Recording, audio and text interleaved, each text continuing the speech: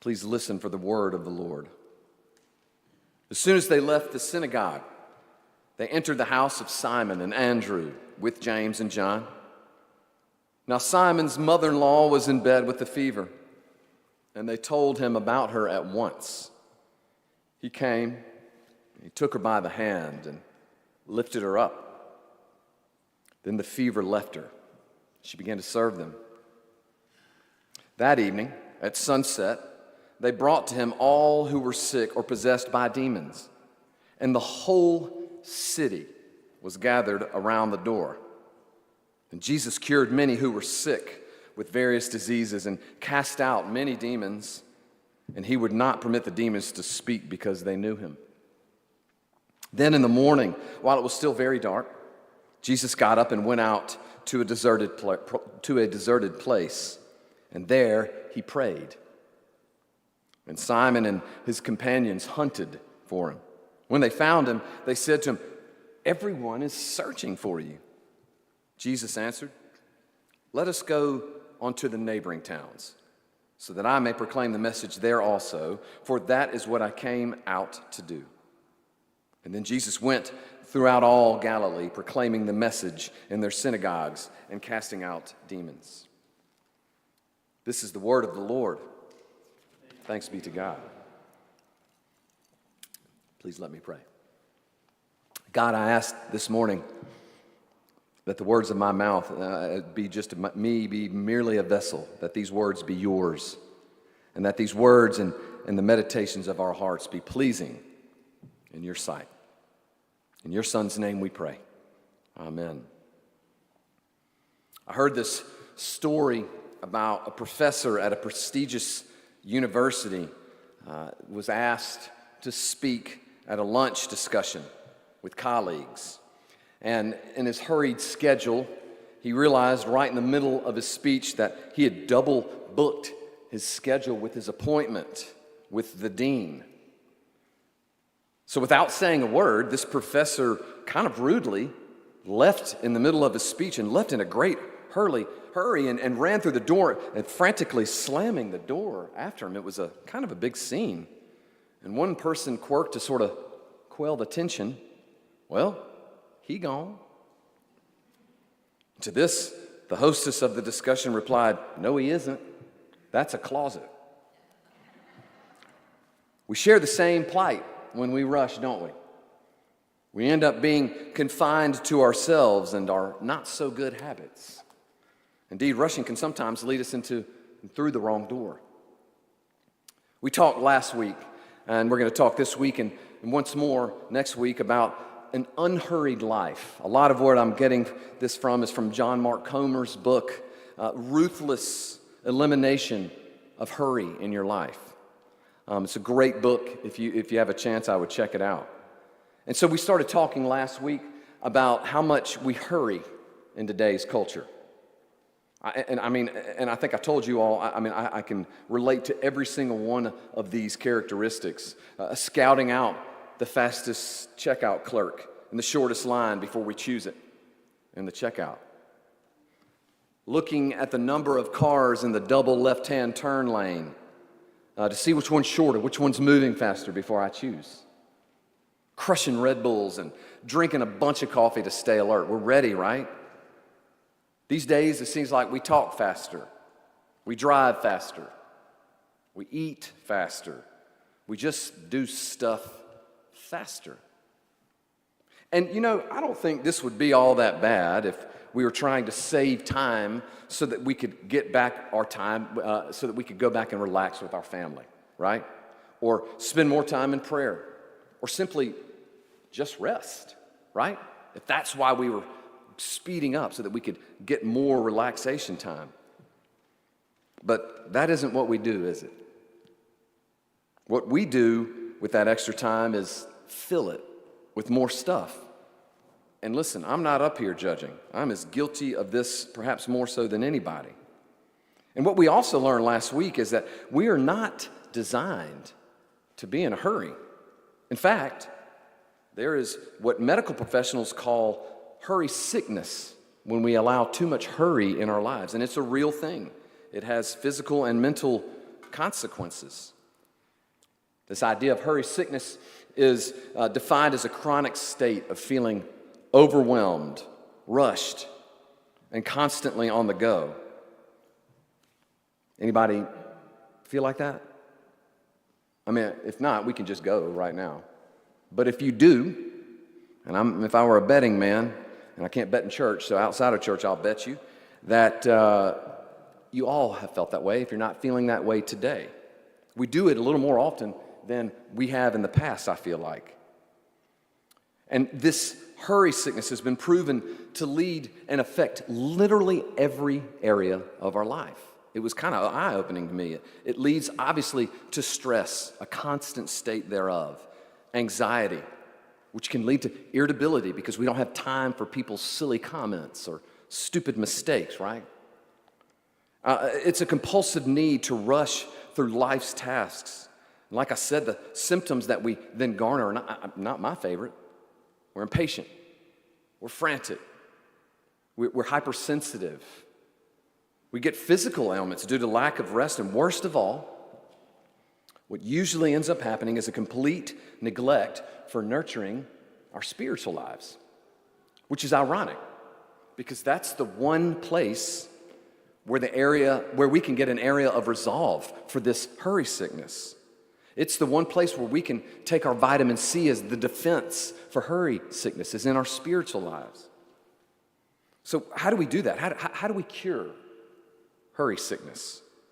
Well, like any good Sunday school answer, Jesus. That's how we cure hurry sickness. Folks, Jesus didn't live a hurried life. By many accounts, he was the most successful person to have ever lived and died and been raised again. In fact, he was the only one. And I've never heard of him being in a hurry or rushing anywhere. In fact, so often we see him choose intentionally moments of solitude throughout the Gospels. In fact, one Gospel author says that he retreats over 9 times in that Gospel to pray and reflect and to rest. And you got to remember, when we're reading about Jesus's in these Gospels, this is just a short 3-year period, the pinnacle of his ministry. This is not like he's retired, he's on his way out. He's 30 years old. He's right in the thick of it. And yet, he makes a very sincere point to take time. And we'll talk a little bit more next week about Sabbath and things like that. But today I want us to look at Jesus. Jesus didn't live a hurried life. He took time to rest, reflect, and to seek God's direction a lot of times before making major decisions. In the Gospel of Luke, we see him go and all-night pray before he goes and chooses his disciples. That's his team. It's a big deal. So he spends time reflecting, even relaxing before he goes and does it. Before beginning his ministry, before he begins to set out, what does he do immediately following his baptism when the dove comes down? He goes out into the wilderness for 40 days. Who starts their CEO job like that? 40 days he fasted, he prayed, he rested. He took time to rest and reflect and relax even when he had hard news. And this is kind of how he processed hard news. He used time alone, retreat, to do that. When he heard that his cousin John the Baptist had been executed, it says he withdrew by boat privately to a solitary place to grieve and to pray. Jesus took the time, and I want you to see this here. He was intentional. It wasn't like, let me go pray for 3 minutes while I'm doing something else.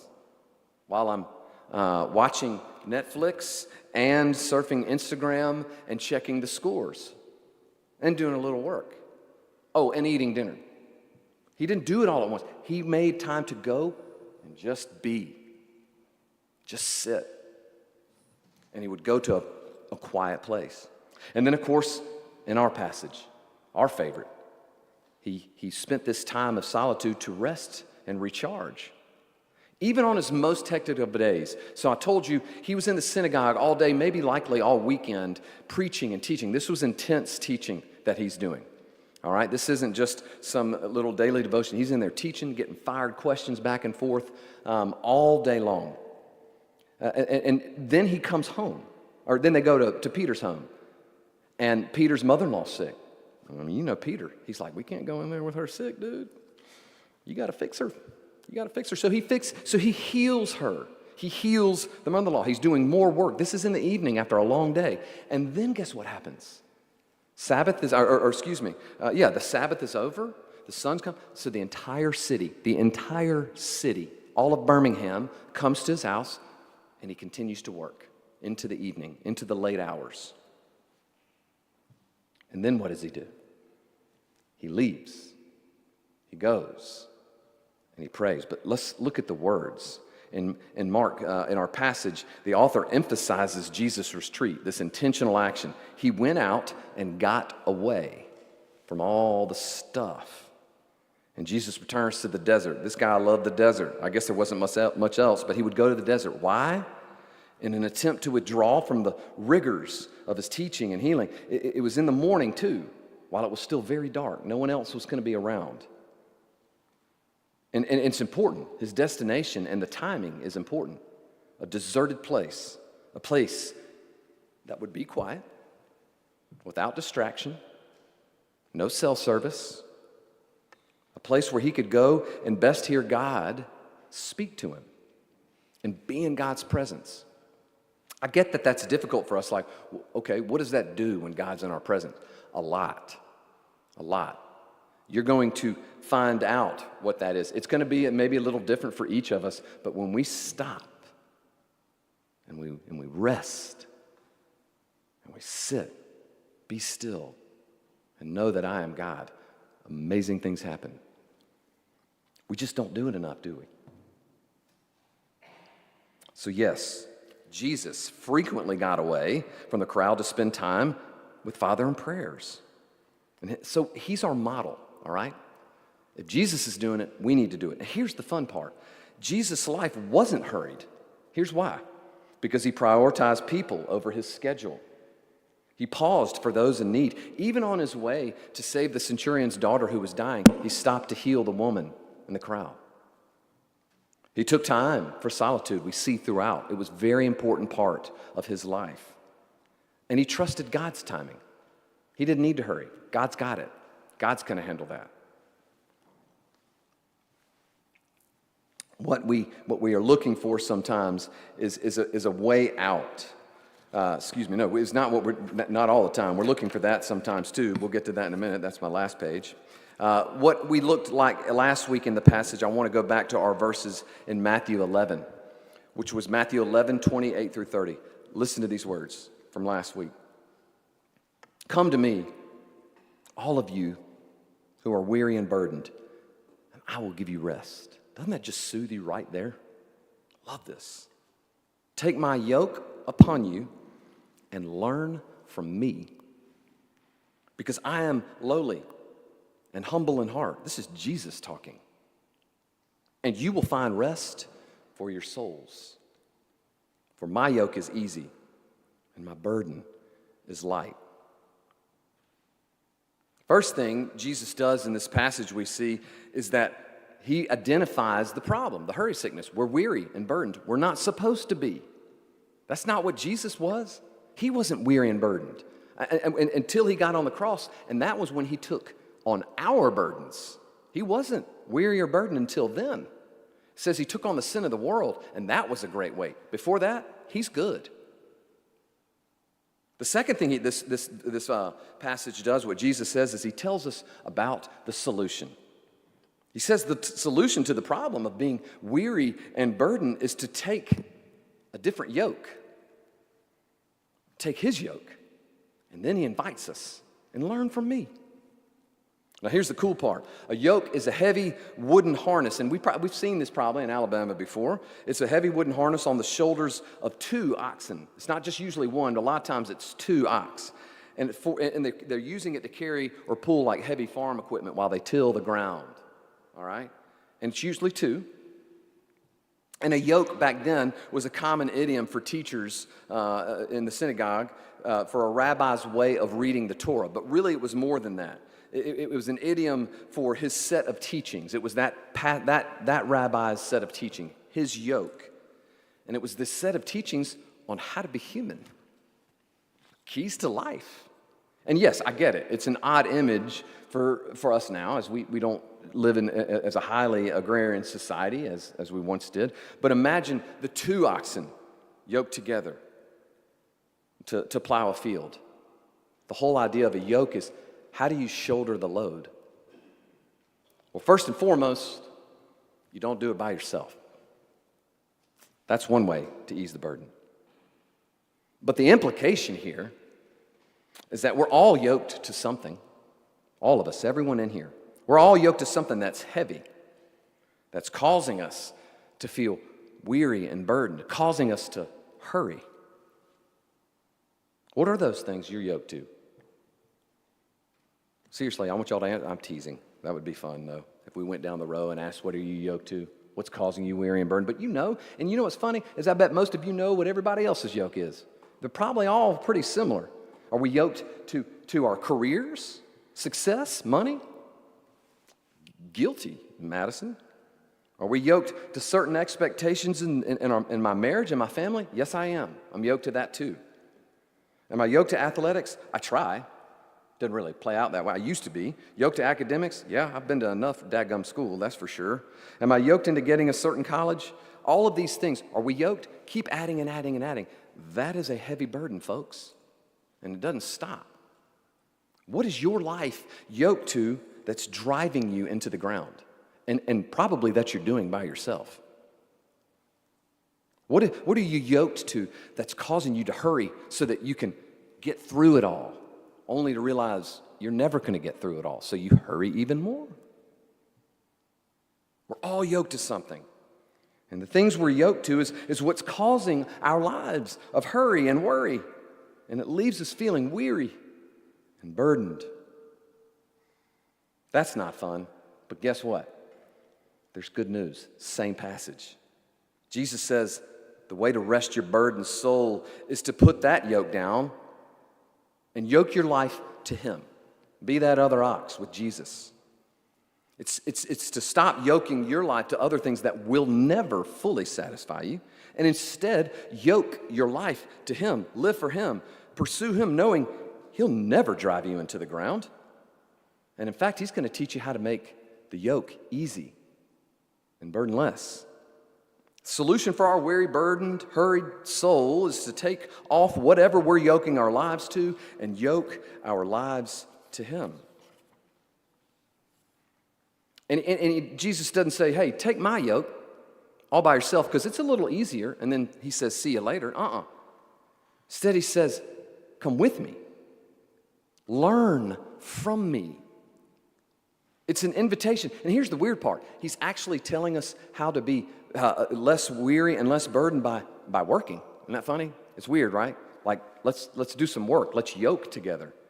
Because He's not giving us a part-time solution. He's giving us a full-time, daily solution. He knows we can't escape our yokes. We are all going to have something to do in this earth. We know that. But it is an invitation also for us to be a disciple of Jesus, an apprentice, a person who learns from Him.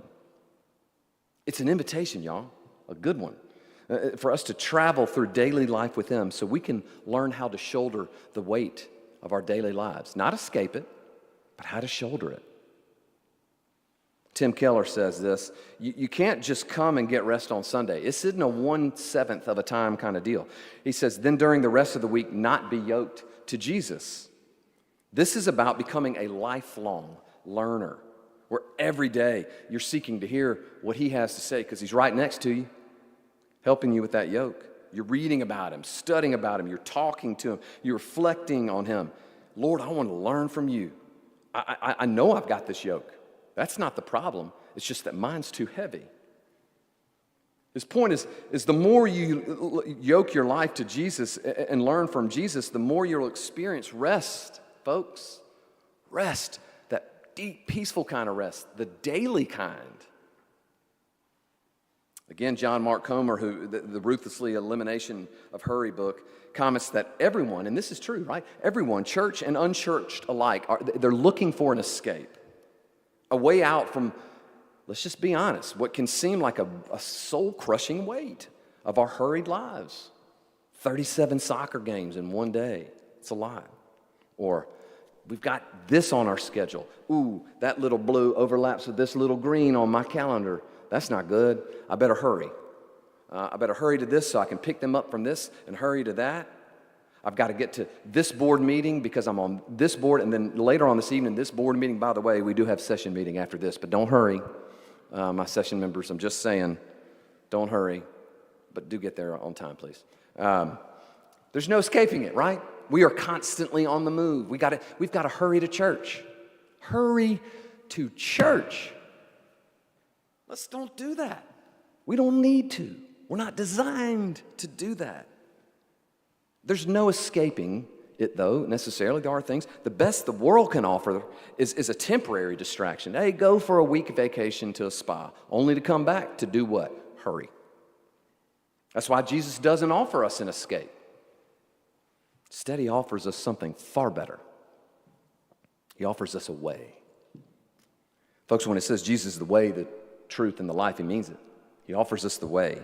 He offers his apprentices, those who choose to yoke with him, a whole new way to bear the weight of our humanity with ease. And this is the best part. With ease, because we're by his side. Like two oxen in a field, tied shoulder to shoulder with Jesus doing a lot of the heavy lifting because he knows how. But either way, it's a slow, unhurried, present to the moment of life that's full of love and joy and peace. And I know that sounds like a Hallmark card, but I can guarantee you this is better than a Hallmark card. Beloved, an easy life isn't an option. That's just not what we're going to get. But carry an easier yoke than the one you're currently doing is how you shoulder the load. How do you do that? So the question, are you going to keep carrying that yoke that's bearing you into the ground? Or will you yoke yourself to Jesus and learn from him? Because that's an offer. You got it. If you haven't ever heard this before, today he's inviting you. Hey, man, come here. I'm going to give you rest. Come yoke with me. Whatever's yoking you, choking you, burdening your soul today, it's most likely because we've yoked ourselves to something else instead of Jesus. Lay that one down, folks. Lay it down and yoke yourself to Jesus and rest your soul in him because he's the only one that can lighten the yoke you're carrying, and he will never drive you into the ground. So I'm going to leave you with these words he tells you, the invitation. Take my yoke with me and learn from me because I am lowly and humble in heart, and you will find rest for your souls. Amen.